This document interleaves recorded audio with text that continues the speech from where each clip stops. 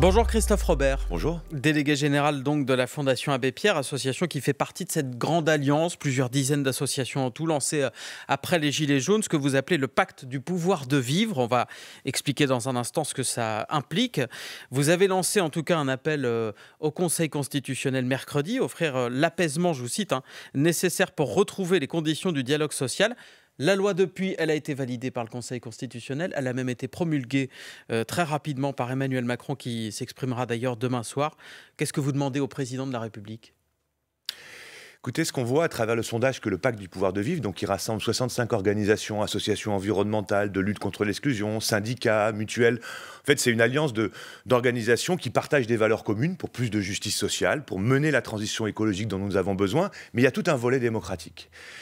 Et très clairement, on voit, à travers ce sondage, l'inquiétude majeure de nos concitoyens qui se disent, face à la crise démocratique dans laquelle on se trouve, ça n'est pas propice, ça va freiner les transformations dont nous avons besoin sur le plan social, sur le plan écologique. Donc la crise démocratique, ce n'est pas une petite chose. Et la séquence qu'on vient de vivre, où le sentiment partagé, c'est qu'on n'est pas écouté, malgré les inquiétudes, malgré les analyses qui montrent que voilà, cette réforme, elle va présenter un certain nombre de problèmes pour pas mal de ménages dans notre pays. Ce manque d'écoute, aujourd'hui, nous inquiète profondément au pacte sur la capacité à emmener. On ne peut pas changer la société depuis le perron de l'Élysée, de Matignon. Il faut embarquer tout le monde. On a besoin de tout le monde. Mais que doit dire justement Emmanuel Macron qu'il va continuer à faire des réformes dans le domaine de l'écologie, de la démocratie. Si je vous suis, c'est presque un besoin de réforme qui est exprimé dans ce sondage. Complètement, mais pas n'importe lesquels. Et c'est là où on dit qu'il faut changer de méthode et changer d'ambition.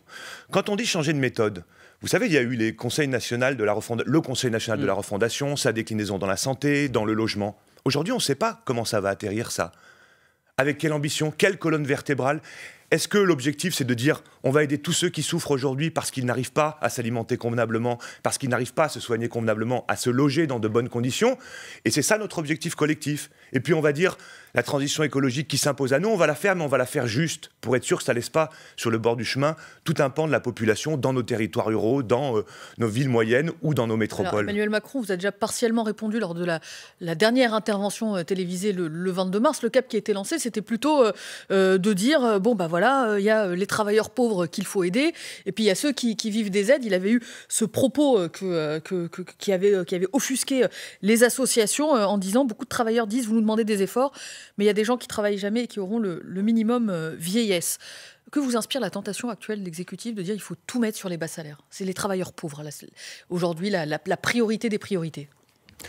Franchement, il y a un problème. Et si on prend le bilan de la première année du deuxième quinquennat d'Emmanuel Macron, qu'est-ce qu'on a?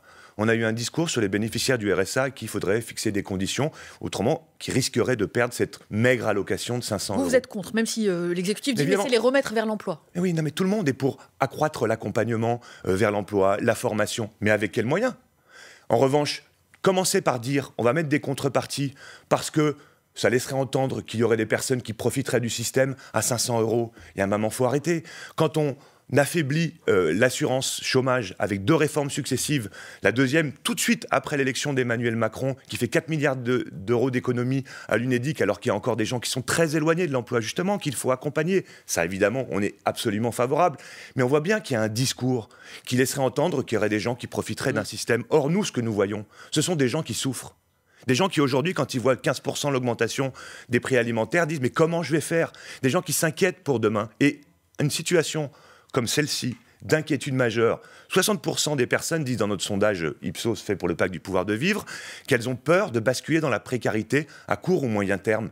Comment vous voulez emmener un pays vers davantage d'horizons positifs? Or, il y a moyen d'amener davantage de pays vers un horizon positif en disant bah écoutez, oui, on va devoir faire la transition, mais on va vous accompagner parce que vous ne pouvez pas vous payer une voiture électrique.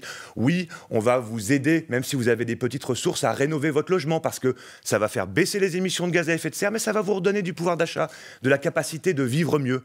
C'est pas ça qu'on entend aujourd'hui. Dans ce contexte, l'augmentation du SMIC prévue automatique, plus 2,19% au 1er mai, pas de coup de pouce.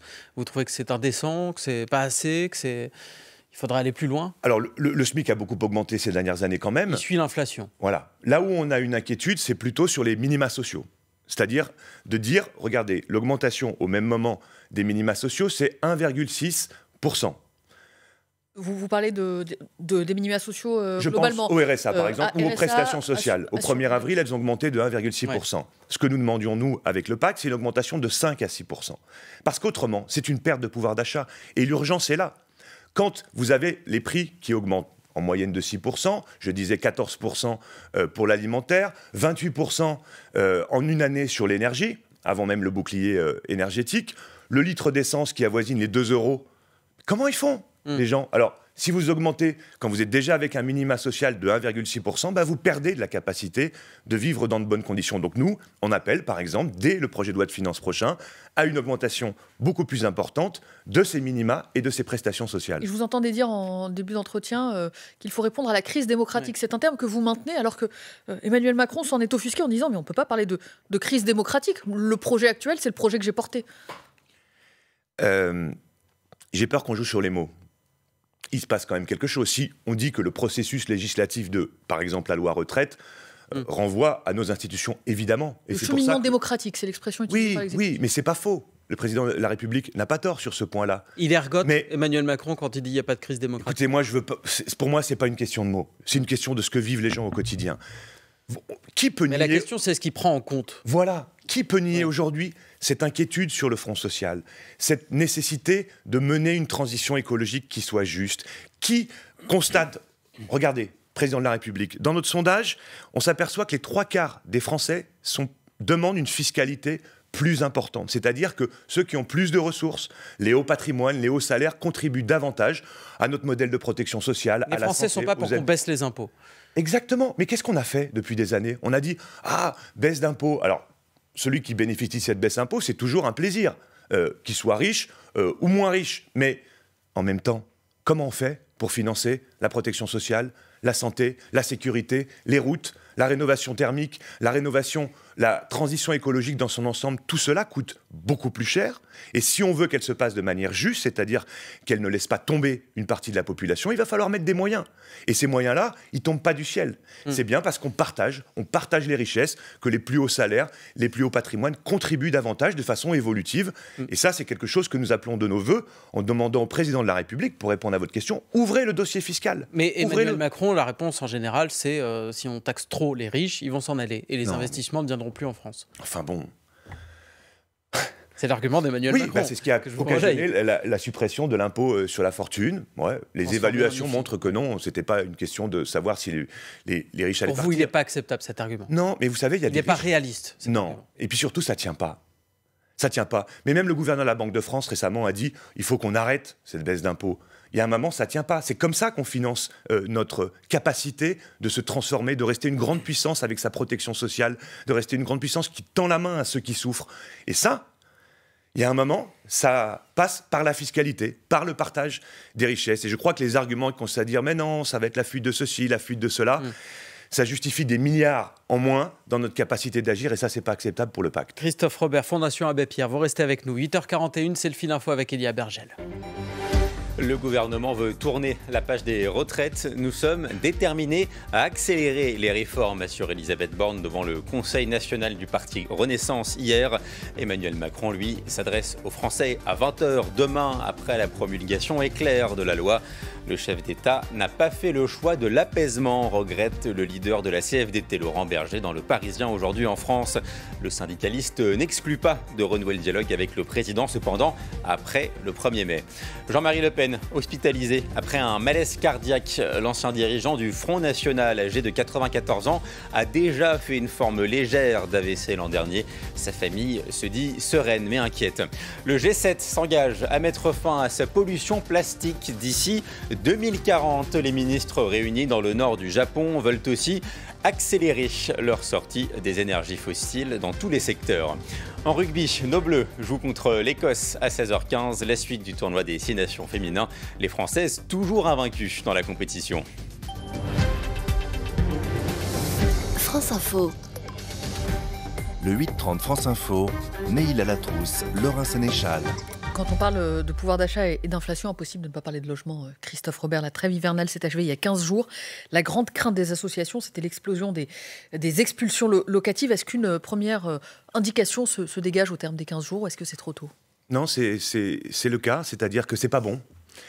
Votre introduction me fait penser vraiment au débat qu'on a là, c'est-à-dire le logement, c'est devenu progressivement, en 30 ans, le premier poste de dépenses des ménages. En moyenne, on va avoir 30% de dépenses liées au logement, mais en moyenne. Mais pour beaucoup de ménages modestes, même quand ils ont un boulot, ça va être 40, 50, 60%.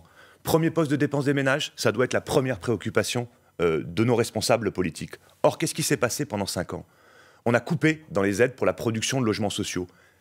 Cette capacité offerte par les logements sociaux d'avoir des niveaux de loyer en dessous du marché pour aider ceux qui n'y arrivent pas.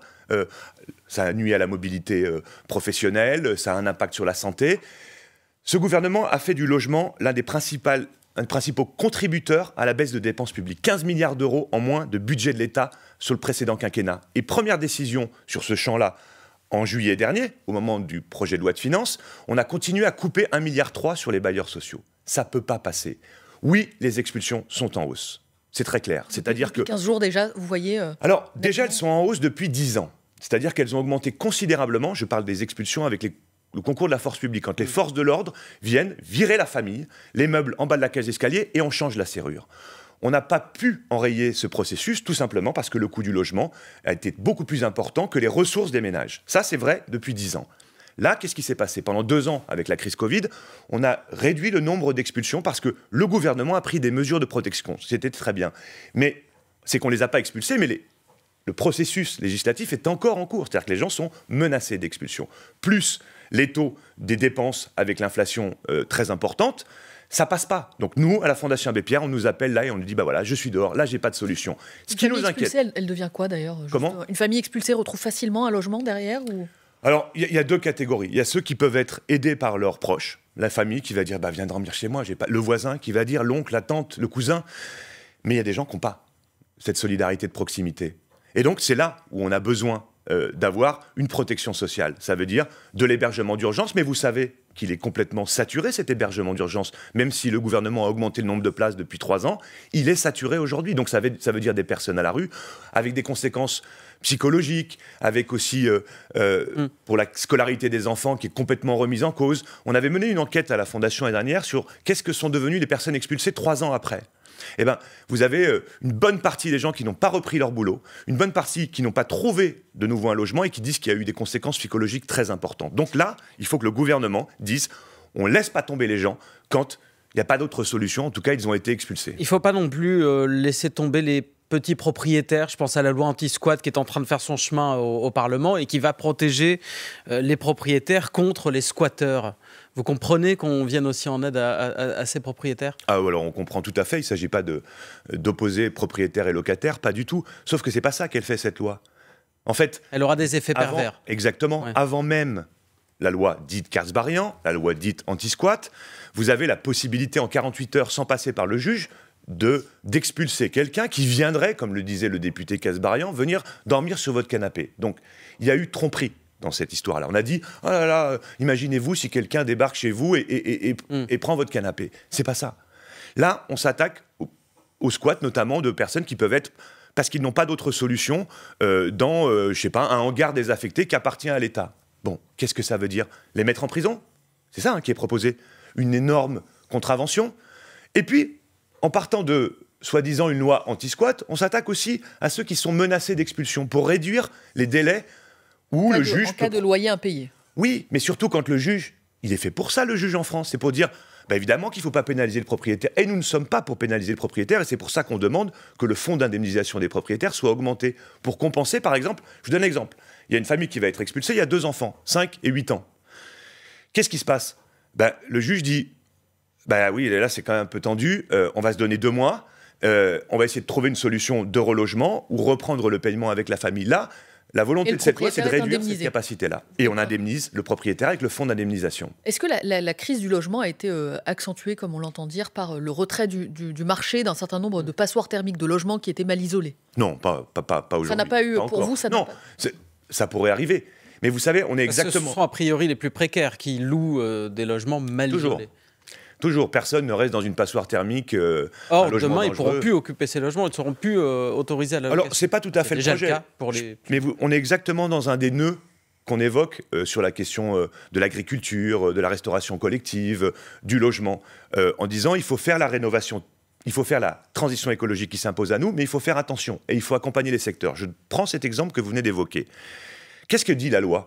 Elle est progressive jusqu'en 2035 pour dire ce type de logement, d'ici 2028, d'ici 2030, il faudra les avoir rénovés pour pouvoir les louer. Donc qu'est-ce que ça veut dire ? Ça veut dire que d'abord c'est un bon objectif parce que c'est un des principaux émetteurs de gaz à effet de serre, le logement, et puis il faut redonner la capacité aux ménages de pouvoir se chauffer, de moins dépenser pour se chauffer. Donc c'est vraiment une bonne idée. Après, il faut accompagner les propriétaires. Il y a certains qui peuvent le faire parce qu'ils ont les ressources, ils rénovent leur logement, il n'y a pas de problème, ils le louent. Il y en a d'autres pour lesquels c'est plus compliqué. Et c'est là où on appelle des aides publiques beaucoup plus importantes pour permettre à ceux qui ont des petites ressources de rénover leur logement, soit parce qu'ils l'occupent, soit parce qu'ils vont le mettre sur le parc locatif. Donc il faut faire les choses de manière progressive et accompagner financièrement. Mais il y a un moment, il faut aussi fixer des règles. Ouais. Autrement, ça ne change pas. Vous avez la crainte que des familles se retrouvent à la rue à cause de cette loi ? Non. Des familles précaires ? Non. On n'a pas la crainte à cause de cette loi. Oui, la loi Kasbarian qui, au lieu de s'occuper de la crise du logement, essaie de criminaliser les mal logés. Oui, quand on coupe 1,3 milliard sur les bailleurs sociaux, on peut moins bien loger les personnes. Mais non, pas dans ce cadre-là, à condition de mettre l'accompagnement nécessaire pour les propriétaires. Juste d'ailleurs, est-ce que ça vous inquiète que le livret A maintenant soit évoqué comme piste de financement du nucléaire, le livret A qui déjà doit financer le parc HLM ? Alors, oui, c'est-à-dire qu'il faut s'assurer, effectivement, vous avez raison, c'est une bonne question, c'est-à-dire que notre modèle du logement social en France, dont plein de pays européens voudraient pouvoir avoir la même chose. C'est un modèle qui fonctionne super bien depuis 100 ans, et c'est vrai qu'il est adossé sur l'épargne populaire, donc le livret A, qui permet de faire des prêts aux bailleurs sociaux à un niveau bas, et pendant très longtemps. Donc c'est comme ça qu'on arrive à équilibrer ce modèle du logement social et faire des loyers plus bas que le marché. Il ne faudrait pas que le gouvernement joue avec cet outil de l'épargne populaire qui sert beaucoup au logement social en empêchant la capacité d'agir dans le domaine du logement social. Donc c'est l'équilibre entre ce qui reste et ce qui est nécessaire pour le logement social. Oui, il faut une vigilance. Guillaume Robert... Christophe Robert, excusez-moi, je me suis emmêlée dans les prénoms. Parmi les rares peut-être bonnes nouvelles de cette année sur le front du logement, c'est la question des coupures d'électricité. Il y en a moins. Un certain nombre d'opérateurs, EDF par exemple, ne coupe plus l'électricité, mais réduit la puissance électrique de ceux qui payent leurs factures en retard. Vous dites, pas tout le monde joue le jeu là-dessus ? Non, ça fait 2 ans qu'on appelle à supprimer définitivement les coupures d'énergie. Oui. Vous savez ce que ça veut dire ? Ça veut dire que quelqu'un qui a rencontré des difficultés parce qu'il est en galère pour pouvoir payer ses factures, eh bien, du jour au lendemain, on va lui couper. Mais à qui demandez-vous aujourd'hui de s'aligner sur EDF ? Qui ne joue pas le jeu ? 2 choses. Quand on a fait cet appel, lancé cet appel il y a 2 ans, EDF a dit « moi je fais ». Au lieu de couper, c'est d'un autre temps. Vous savez, en 2013, on avait interdit les coupures d'eau, considérant que c'est un besoin de première nécessité. EDF a dit « ok, c'est 70% des contrats, moi j'arrête les coupures, je les transforme en réduction de puissance ».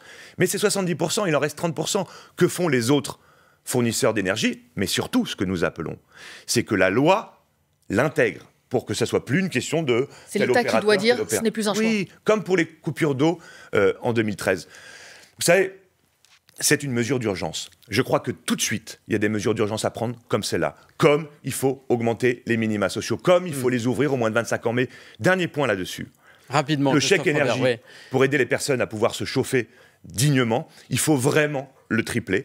Parce que la rénovation thermique de tous les logements qu'on appelle de nos vœux, elle ne se fera pas du jour au lendemain. Donc pendant ce temps-là, il faut des mesures d'urgence. Christophe Robert, merci beaucoup. Fondation Abbé Pierre, invité du 8h30.